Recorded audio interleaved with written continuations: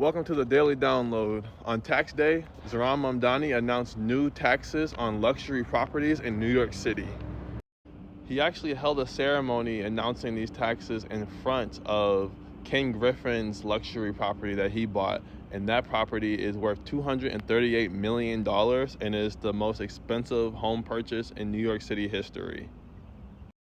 He said, and I quote, "When I ran for mayor, I said I was going to tax the rich. Today, we tax the rich." It's called the pied à terre tax. That is French for feet on the ground.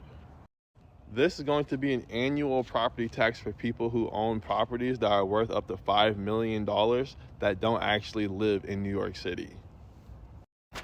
Full time, I want to make that distinction. When Zohran Mamdani first announced that he wanted to tax the rich, people were up in arms as if they were all rich-ass people. This affects literally the 1%ers, hedge funds, CEOs, and billionaire investors. This does not affect everyday people like you and I.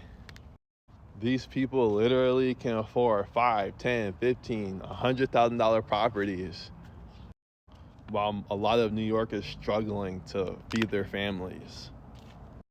Especially black and brown ones, as they get priced out of the city every day. This tax is now projected to raise up to $500 million annually, and that money will go to free childcare, cleaner streets, and safer communities. And this is a win, not only for the working class, but for the politicians who actually want to run on morals and not corruption, showing that people who care about the working class can also win in a country full of people who only care about money.